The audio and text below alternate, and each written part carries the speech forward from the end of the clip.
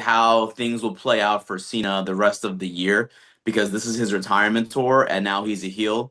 And I don't think he's going to end his career as a heel. I think there's going to be a way to turn him back to being a good guy, to being a babyface again. I don't know how that's going to happen necessarily, but I'm curious to see what they come up with because I really don't feel like fans want to boo John Cena on the way out. I really feel like there has to be a moment where he's back in the fans' good graces and he gets a proper send off in that respect. So I'm curious to see how they pull that off because there's just a few months left of his career. So they got to figure out a way to turn him back after turning him heel just 3 months ago. It'll be interesting because even for me, I haven't watched wrestling as much more recently, but to see John Cena turn heel is kind of different, especially if you've Hmm. watched him grow up for so long. I don't know if Yeah. it had the same impact the way as we kind of talked with Hogan and all them, but do you feel like it had that moment that people wanted? I know it did on Twitter for a second, but did it carry over the way, say, like an NWO moment happens or anything like that?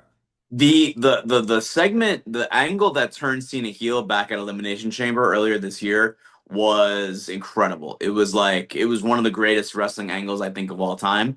And the way that they did it with The Rock and Travis Scott being there, it was massive. It was everywhere. It went viral. I think like MLB was like putting it out there on social media. Like it was so big that Cena turns heel. But it has not necessarily carried over from that one moment. It was an incredible moment in time in a vacuum, but things have not really followed through for WWE. The Rock has not appeared since then. He's been really rarely mentioned since then. And Travis Scott's only appeared one time in a WrestleMania match to help Cena win, and that was not a very good match actually. And so it kind of like dissipated pretty quickly, unfortunately. But that one moment in time was a special one. Unfortunately, they haven't been able to follow through the way that the NWO was able to. Yeah, it's hard to beat those 90s wrestling storylines. So speaking of that, what first got you into wrestling? Did you grow up fighting with your friends or how'd you kind of get into wrestling?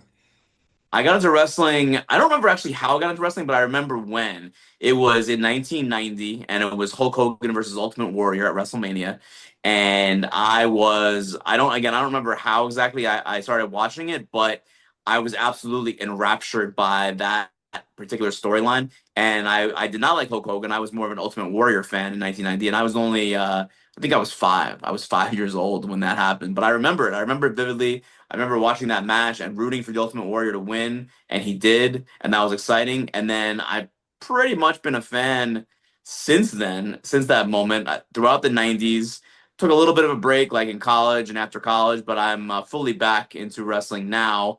And it was a great thrill to be able to write about, kind of my childhood, by writing an NWO book. If you enjoyed that clip, make sure you head over to www.bookupapp.com to download our app so you can connect with your favorite bookish content creators, start conversations, and start your own book club.